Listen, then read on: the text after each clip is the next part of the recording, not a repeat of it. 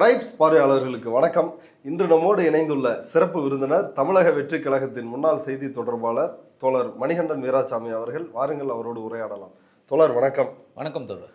ஒருபுறம் மே 4 என்ன நடக்க போகுது அப்படின்னு தமிழக வெற்றி கழகத்தின் தொண்டர்கள் ரசிகர்கள் பயங்கரமா ஆட்சி அமைத்து விடுவோம் அப்படின்ற ரேஞ்சில் பேசிட்டு இருக்கிறாங்க. ஊடகங்களும் அதைத்தான் பேசிக்கொண்டு இருக்கிறார்கள். இன்றைக்கு அதிகாலையில் விஜய் திருச்செந்தூர் போய் அங்கே சத்ரு சம்ஹார பூஜை எல்லாம் நடத்தி இருக்கிறாரு. எதிரிகளை அழிப்பதற்கான அந்த பூஜை யாகம் அப்படின்னு சொல்லி ஊடகங்களில் செய்திகள் வருது. இன்னொரு புறம் த்ரிஷா தன்னுடைய இன்ஸ்டாகிராமில் ஒரு பதிவு போட்டிருக்கிறாங்க. அந்த பதிவில் என்ன சொல்கிறாங்கன்னா, 1 மணி நேரம் தூக்கத்தை இழந்தா அதை ஈடுகட்ட சுமார் 4 நாட்கள் ஆகும். அப்படி என்றால் கணக்குப்படி நான் 2062 தான் நன்றாக உணர்வேன் அப்படின்னு ஒரு பதிவு போட்டிருக்கிறாங்க.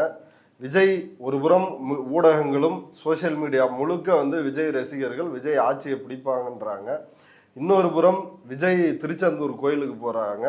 த்ரிஷா இப்படி ஒரு பதிவு போடுறாங்க. இதில் ஏதாவது அரசியல் பதிவா? இந்த பதிவை எப்படி புரிஞ்சுக்கிறது? உண்மையான அரசியல் பதிவு ஏன் அப்படின்னு நம்ம சொல்கிறோம்னா, டிவிகேன்ற கட்சிக்கு தலைவர் யாருன்னு பார்த்தீங்கன்னா, ஒரிஜினல் ஓனர் யாருன்னு பார்த்தீங்கன்னா த்ரிஷா அவர்கள் தான்.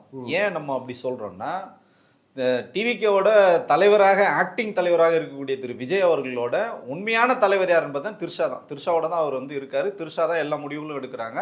த்ரிஷா வீட்டில் வச்சு தான் எல்லா அரசியல் முடிவுகளும் எடுக்கிறாங்க. த்ரிஷா தான் பார்த்தீங்கன்னா ஆர்எஸ்எஸோட பேசுறது, பிஜேபியோட பேசுறது, புஷி ஆனந்தோட பேசுறது. இப்போ கூட 2 நாளுக்கு முன்னாடி ஒரு கலந்தாய்வு நடந்தது. த்ரிஷா வீட்டில் தான் நடந்தது. விஜய் தேர்தலில் நமக்கு வெற்றி வாய்ப்பு எப்படி இருக்குது, என்னென்னலாம் சேலஞ்சஸ் நம்ம ஃபேஸ் பண்ணோன்னு சொல்லிட்டு அந்த கூட்டமும் த்ரிஷா வீட்டில் நடந்ததுனால இது ஏன் அவங்க இவ்வளோ தூரம் பார்க்குறாங்கன்னா, அவங்க தான் கமிட்மெண்ட் கொடுத்துருக்காங்க. யார் அவங்களுக்கு அசைன்மெண்ட் கொடுத்தாங்களோ, அது பிஜேபியா இல்லை ஆர்எஸ்எஸ் ஆனது நான் பார்வையாளர்களோட விருப்பத்துக்கே நான் விட்டுறேன். அவங்க அசைன்மெண்ட் கொடுத்துருவோம். அவங்களுக்கு தான் உண்மையான ப்ரெஷர் இருக்கும். விஜய் ஒன்றும் பிரச்சனை கிடையாது. அவர் 6 மணிக்கு மேலே ஆட்டோ ஓடாது, வருவார், சரக்கு போடுவார், தூங்கிடுவார். ஆனால் ஆக்டிவாக யார் இங்கே வேலை பார்க்குதுன்னு பார்த்தீங்கன்னா த்ரிஷா தான். இன்னொன்று தான், மே 4 இன்னும் ஒரு சிறப்பு இருக்கு. அன்னைக்கு பார்த்தீங்கன்னா எங்கள் தலைவி த்ரிஷாவுக்கு அன்னைக்கு தான் பிறந்த நாள். எனக்கு நினைச்சா அடிவயிறு கலக்குது. ஏன் அப்படின்னா, தொண்டர்கள் தேர்தலுக்காக அது அவர் வெற்றி அடைஞ்சா கொண்டாடுவாங்க. தோத்து போனால் பல தற்கொலைகள் நடக்கும். இல்லை யாரெல்லாம் என்ன நடக்கும்னு தெரியல. நம்ம ஒரு பக்கம் பதட்டத்தில் இருக்கோம். எனக்கு அதை தாண்டி இன்னொரு பதட்டம் என்னன்னு பார்த்தீங்கன்னா, அண்ணியோட பிறந்த நாள் அண்ணன் எப்படி செலிப்ரேட் பண்ணுவார்னு நமக்கு அச்சம் இருக்கு. ஏன் அப்படின்னா, இவர் ஏற்கனவே பார்த்தீங்கன்னா த்ரிஷா வீட்டு நாய்க்குட்டி, அது பேர் பார்த்தீங்கன்னா இசி கிருஷ்ணன். அது செல்ல பேர் வச்சிருக்காங்க இசின்னு சொல்லிட்டு. அவங்க அப்பா பேர் கிருஷ்ணன் சேர்த்து இசி கிருஷ்ணன் சொல்லிட்டு வச்சிருக்காங்க. அதோட பிறந்த நாளுக்கே பார்த்தீங்கன்னா அவர் வீட்டுக்குள்ளே போயிட்டு அந்த நாயை தூக்கி கொஞ்சிறது, அன்னைக்கு முழுக்க ஃபுல்லாக கேக் கட்டிங், அந்த மாதிரி பயங்கரமான செலிப்ரேஷன் மூடில் எங்கள் அண்ணன் இருப்பார்.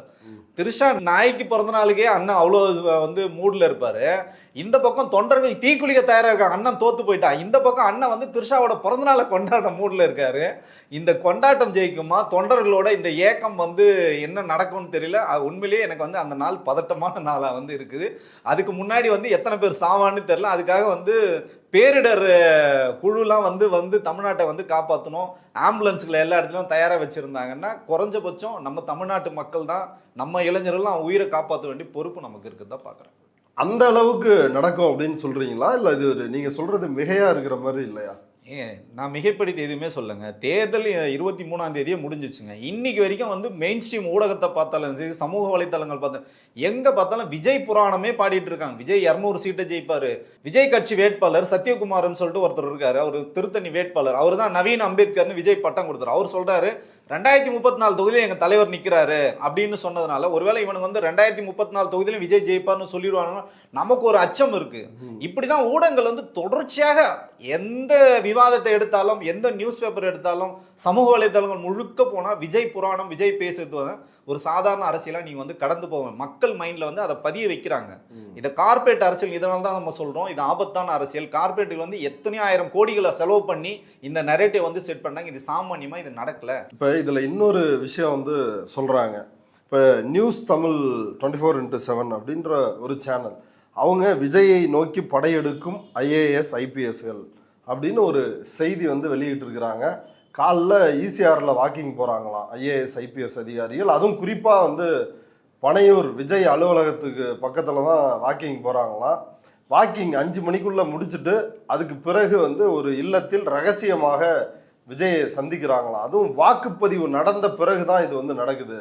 ஏன்னா அந்த அளவுக்கு அந்த செய்தியில இருந்து என்ன சொல்றாங்கன்னா, விஜய்க்கு அதிக அளவில் வாக்குகள் பதிவாயிருக்குது, விஜய் கிட்டத்தட்ட ஆட்சியை பிடிக்க போகிறார், அதனால் ஐஏஎஸ் ஐபிஎஸ் அதிகாரிகள் ரகசியமாக இப்பொழுது இருந்தே அவரை சந்திக்க ஆரம்பித்து விட்டார்கள் அப்படின்னு வந்து சொல்றாங்க.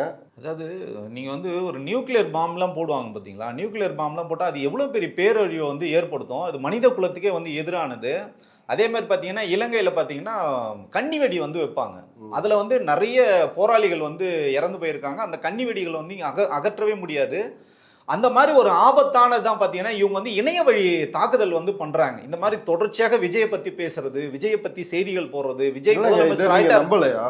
ஏன் இதுல எதுவுமே உண்மை கிடையாது. அமைச்சரவை பட்டியல் வெளியானுச்சு, இப்ப வந்து ஐஏஎஸ் ஐபிஎஸ் வந்து படையெடுக்கிறாங்க அப்படின்னு செய்திகள். 2026ஆம் ஆண்டின் சிறந்த காமெடியா தான் நான் இதை வந்து பார்த்துட்டு இருக்கேன். எங்க களம் வந்து வேறங்க, களத்துல வந்து விஜயே வேலை செய்யல, விஜய் கிட்ட சொன்னாலே விழுந்து விழுந்து விஜய் வந்து சிரிப்பார், என்னையாடா இந்த உலகம் இப்படி நம்புதுன்னு சொல்லிட்டு. அவர் வேலையே செய்யல, தொகுதிகளுக்கே வந்து போல 18 தொகுதிகளில் ரோட் ஷோ மட்டும் தான் பண்ணியிருக்காரு.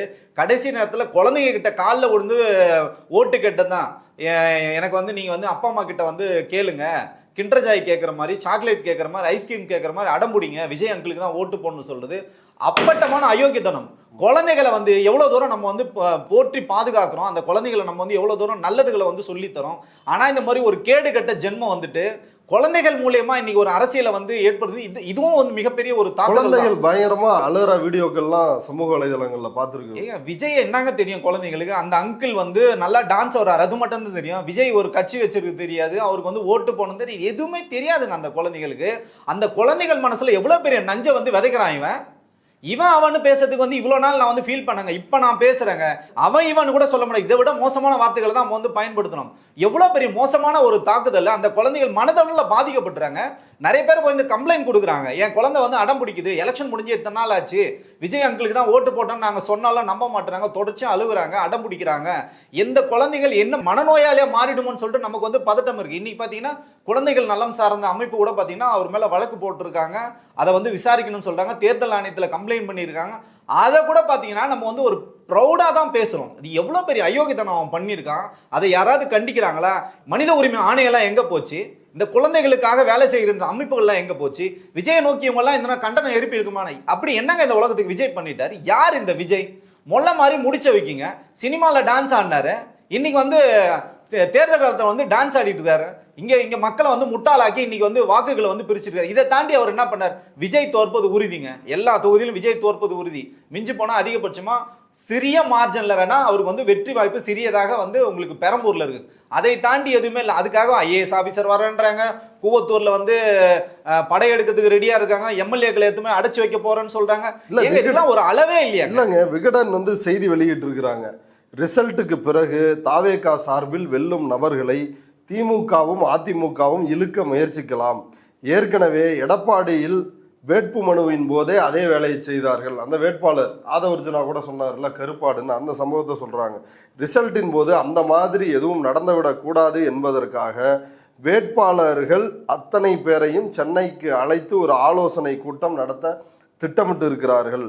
அந்த கூட்டத்தில் ரிசல்ட்டின் போது என்ன மாதிரியான விஷயங்களை கடைபிடிக்கணும் அப்படின்ற அறிவுரைகளையும் தாவேகா சீனியர்கள் வந்து கொடுக்க இருக்கிறாங்க. வேட்பாளர்களுடனான அந்த கூட்டத்தை 30ஆம் தேதி நடத்த பனையூரின் முக்கிய நிர்வாகிகள் முடிவெடுத்துள்ளார்கள் அப்படின்னு வந்து போட்டிருக்கிறாங்க. நீங்க முதல்ல ஒரு கருப்பு ஆடுன்னு சொன்னீங்கல்ல, அந்த கருப்பு ஆடு யாருன்னு பாத்தீங்கன்னா விஜய் தான். ஏன் அதை அப்படி சொல்றேன்னா, விஜய் பாத்தீங்கன்னா பெரம்பூர்ல வந்து போட்டிடுறாரு.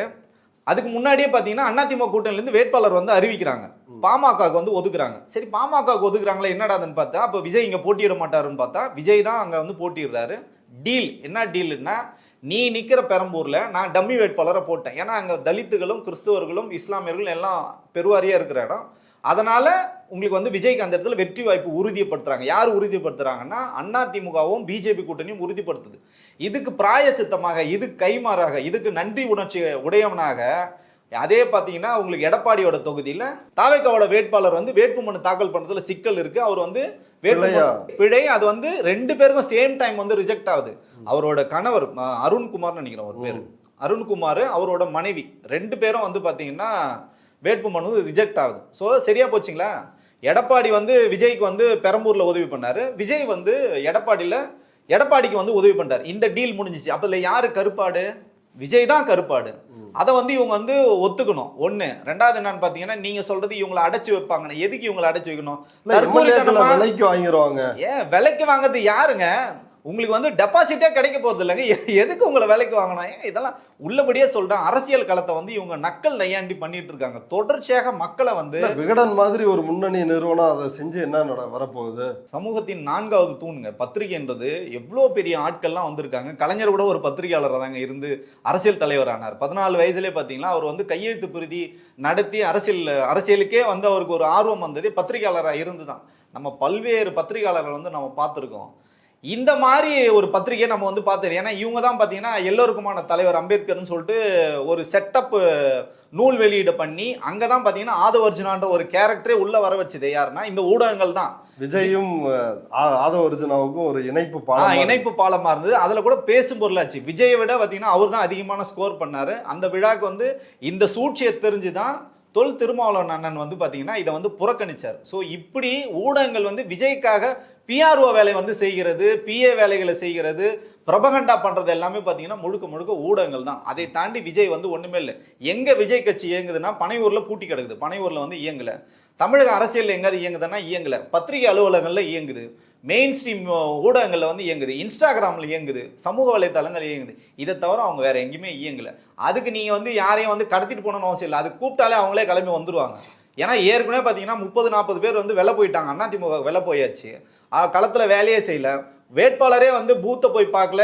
எம்எல்ஏ ஜெயிப்பாங்களா? ஏங்க வாய்ப்பே இல்லைங்க. காமெடி பண்ணிட்டு இருக்காங்க. களத்தை வந்து குழப்பிட்டு இருக்காங்க. மக்களை பைத்தியம் பிடிக்க வச்சுட்டு இருக்காங்க. மூளெல்லாம் சூடாயிடுச்சுங்க மக்களுக்கு. இந்த செய்தியை கேட்டு கேட்டு கேட்டு கேட்டு ஒரு வெறி பிடித்த மனநிலையில இன்னைக்கு எல்லாரையும் வந்து வச்சிருக்காங்க. இது ஆபத்தான போக்கு. இதெல்லாம் வந்து நெறிமுறைப்படுத்துக்கு ஏதாவது வழிமுறை இருக்கான்னு தான் நம்ம வந்து தேட வேண்டியிருக்கு. அதே போல இன்னொரு சேனல் பாலிமர், அவங்க வந்து இன்னைக்கு விஜய் திருச்செந்தூர் கோயிலுக்கு போனதை பத்தி ஒரு செய்தி வெளியிட்டு இருக்காங்க. திருச்செந்தூர் முருகன் கோயிலில் விஜய் வதம் செய்ய வேலுடன் என்ட்ரி அப்படின்னு வந்து போட்டிருக்கிறாங்க. அது பற்றி என்ன நினைக்கிறீங்க? அதாவது என்ன பார்த்தீங்கன்னா, சத்ரு சம்ஹார பூஜைன்னு சொல்லிட்டு ஒன்று வந்து பண்ணியிருக்காரு இன்னைக்கு விஜய். இது எப்போ பண்ணாங்க, ஏன் பண்ணாங்க அப்படின்னா, வைக்கத்தில் பார்த்தீங்கன்னா தாழ்த்தப்பட்ட மக்களையும் ஒடுக்கப்பட்ட மக்களையும் கோயிலுக்குள்ளே அழைச்சிட்டு போகிறோம். கோயில் நுழைவு போராட்டம்னே அதுக்கு பேர். அதை வந்து பெரியார் வந்து எடுக்கிறார். அதனால என்ன பண்ணிட்டாங்கன்னா, இந்த வலதுசாரிகள் RSS சித்தாந்தம் கொண்டவர்கள் என்ன பண்ணிட்டாங்கன்னா, பெரியார் இறந்து போகணுன்றதுக்காக இந்த சத்ரு சம்ஹார பூஜை வந்து பண்ணாங்க. ஆனால் அதில் வேடிக்கை என்னன்னு பார்த்தீங்கன்னா, அந்த பூஜை நடந்ததுக்கு அப்புறம் பார்த்தீங்கன்னா திருவிதாங்கூர் சமஸ்தானத்தின் மன்னர் தான் வந்து இறந்து போனார். ராஜா இறந்து போறார். இதுதான் வந்து வரலாறு. இது எதுவுமே தெரியாம இதை யாரை பழி வாங்குறது, இந்த மாதிரி ஒரு குறுக்குத்தனமான வேலைகளை வந்து விஜய் செஞ்சிருந்தில்ல, செஞ்சுட்டு போங்க. ஏன்னா நீங்க RSSக்கு தான் வேலை செய்றீங்க, திருசா சொல்லி தான் வேலை செய்றீங்க. நீங்க வந்து உங்க அந்த ரட்டன் பண்ணிட்டுன்னு சொல்லிட்டு உங்க ஜோசியக்காரன் சொல்றது தான் நீங்க வந்து கேட்குறீங்க. அதெல்லாம் பிரச்சனை இல்லை. தயவு செஞ்சு புண்ணியமா போயிடும் உனக்கு. பெரியார கொள்கை தலைவர்ல இருந்து எடுத்துரு. நீ அதுக்கப்புறம் என்ன எளவு வேணா பண்ணிட்டு போ, நமக்கு ஒன்றும் பிரச்சனை கிடையாது. பெரியாரை கொள்கை தலைவர் வச்சது உனக்கு என்ன அருகதை இருக்கு, என்ன தகுதி? அம்பேத்கரும் இதுக்கெல்லாம் எதிரானவர் இல்லையா? அதான் சொல்றேன். அம்பேத்கர் அப்படி பார்த்தா யாருமே வச்சிருக்கூடாது கொள்கை தலைவர். அவர் யாரெல்லாம் வச்சிருக்கு பாத்தீங்கன்னா, உங்களுக்கு வந்து நாக்பூர்ல இருக்கவங்க எல்லாரையும் வந்து தலைவராக வச்சிருக்கணும். அடிமை சங்கி கூட்டத்தில் யாரை வேணாலும் சொல்லணும். மோடி, அமித்ஷா யாரை வேணாலும் நீங்க கடைசி தலைவர் லேட்டஸ்ட் தலைவர்ல இருந்து நீங்க அப்பத்துல இருந்து RSS தலைவர் யாரா இருக்காங்க எல்லாரையும், சாவர்கர்ல இருந்து நீங்க யாரை வேணாலும் நீங்க வச்சுக்கலாம். இதுதான் வந்து விஜய் வச்சுக்க வேண்டி இவங்க. விஜய்க்கு இந்த அளவுக்கு வந்து கடவுள் நம்பிக்கை இதெல்லாம் உண்டா? அப்ப அன்னைக்கு சர்ச்சுக்கு போய் அங்க வந்து மண்டி போட்டுட்டு, அந்த மண்டி போட்டதுலயும் ஒரு பெரிய டிராமா பண்ணாரு. காலில் ஏதோ வந்து உள்ள பேண்ட்டுக்குள்ள ஏதோ வந்து பேட் எல்லாம் வச்சு அப்படிதான் வந்து முட்டி போட்டு வந்தாரு. கடவுளுக்கே விபூதி அடிக்கிறவங்க இவன். அதெல்லாம் எனக்கு வந்து இதை பேச பேச எனக்கு இன்னும் வந்து எரிச்சல் தான் வருது. இல்ல, கடவுள் நம்பிக்கை அப்படின்றது பலருக்கும் இருக்கலாம். ஆனா இந்த சத்ரு சம்ஹார பூஜை, இந்த மாதிரி பூஜை புனஸ்காரங்கள்லாம் பண்றாருல்ல, அந்த அளவுக்கு இவருக்கு வந்து இந்த நம்பிக்கைகள்லாம் உண்டா? அதுக்கு வந்தது காரணம் என்னன்னா, வேல் வாங்குறாரு. போராடலாம் வேல் வாங்குறதுக்கு நீங்க நல்லா யோசிச்சு பாருங்க. முன்னாடி கொஞ்சம் ஃபிளாஷ்பேக் முன்னாடி போங்க. திரு எல் முருகன் வந்து தமிழகத்தில் வந்து பிஜேபி தலைவராக இருக்கும்போது வேல் யாத்திரைனே நடத்தினார் அவர். ஏன்னா இவங்க தானே அவங்களுக்கு ஃபண்ட் பண்றாங்க, அவங்களோட பங்காளி தானே இவங்க. அதனால அதை வந்து பயன்படுத்துறாரு. இது யார் சொல்றாங்கன்னா, விஜய்க்கு அந்த அறிவுலாம் கிடையாது. அந்த ஜோசியர், இவரோட குடும்ப ஜோசியர், திருஷாவோட ஜோசியர், விஜயோட ஜோசியர் வந்து ஏற்கனவே நம்ம சொன்ன மாதிரி இவர் பார்த்தீங்கன்னா அந்த டைம் தான் அந்த கடவுள் சாமி கும்புறதெல்லாம் பார்த்தீங்கன்னா அந்த உங்களுக்கு வந்து பிரம்ம முகூர்த்த டைம் 3 to 5 தான். இதை தான் வந்து அந்த நேரத்தில் வந்து பூஜை பண்ணி, இன்னைக்கு செவ்வாய்க்கிழமை, அதனால காலையில வந்து முருகனோட அருள் உங்களுக்கு கிடைச்சதுன்னா உங்களுக்கு எல்லாமே வெற்றிவேல் வீரவேல் அப்படின்னு சொல்லிட்டு வேலை கையில் வாங்கியிருக்காரு. நான் என்ன சொல்றேன்னா, இவ்வளோ தூரம் நீங்க வந்து கடவுள் நம்பிக்கை வச்சீங்க, நம்மளுக்கு பிரச்சனையே கிடையாது, டிராமா பண்ணுங்க, பிரச்சனையே கிடையாது. குறைஞ்சபட்சம் இந்த களத்துல போய் அரசியல் பேசியிருந்தாருன்னா ஒரு 4 ஓட்டு சேர்த்து வாங்கியிருக்கலாம்ல. ஒரு 4 வேட்பாளருக்கு அதிகபட்சமா போய் நீங்க முகத்தை காமிச்சிருந்தா அவன் இன்னும் ஒரு 10 ஓட்டு கூட வாங்கியிருப்பான்ல. இது எதுவும் இல்லாம பண்ணாம நம்ம வந்து எக்ஸாம்ல வந்து பார்ப்போம். என்னோட படித்த சக தோழன் ஒருத்தன் பார்த்தீங்கன்னா எக்ஸாம் சரியா எழுதவே இல்லை.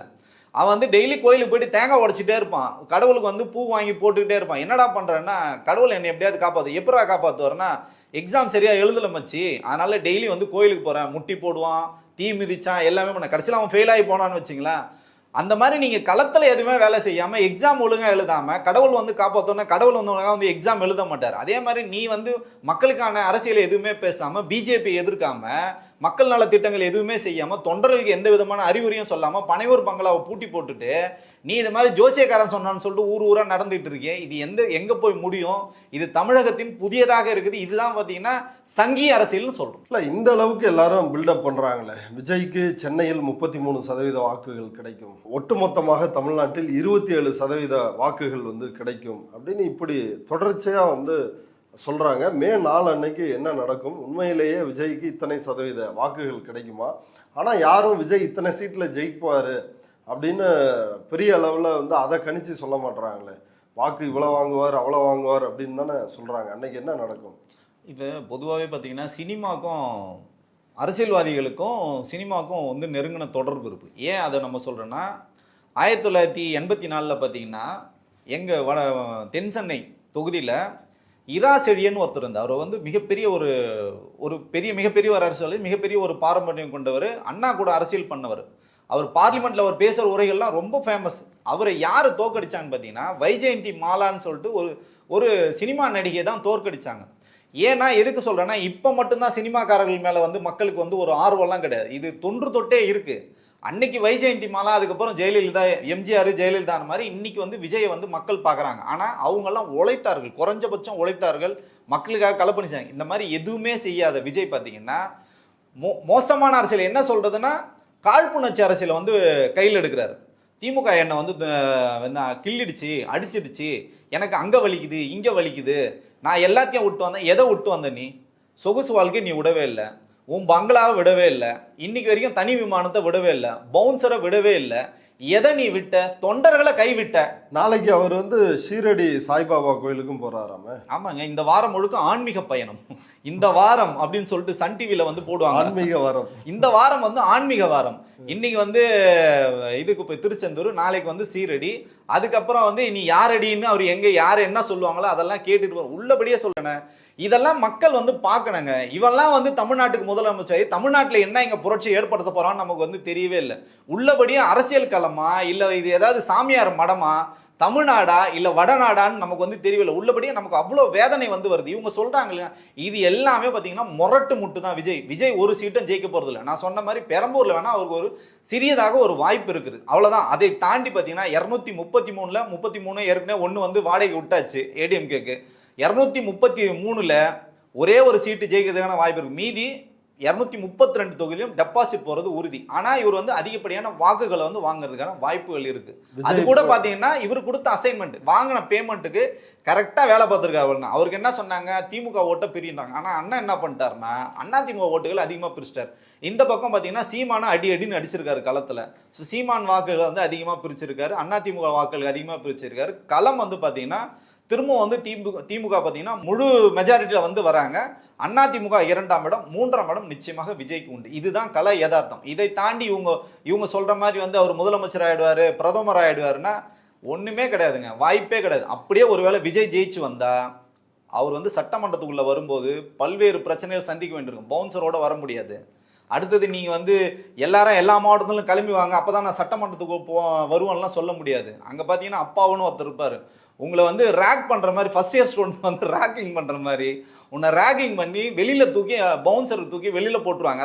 அதை அந்த காவலர்கள் தூக்கி வெளியில போட்டுருவாங்க. அப்போ அம்போன்னு அனாதையா வந்து விஜய் வெளியில நிக்கிறதுக்கு பேசாம டீசெண்டா தோத்துட்டு பனையூர்ல படுத்து தூங்குறது பெட்டர். ஓகே தோழர், இவ்வளவு நேரம் நம்முடைய பார்வையாளர்களுக்காக நேரத்தை ஒதுக்கி கருத்துக்களை பகிர்ந்துட்டது ரொம்ப நன்றி. நன்றி.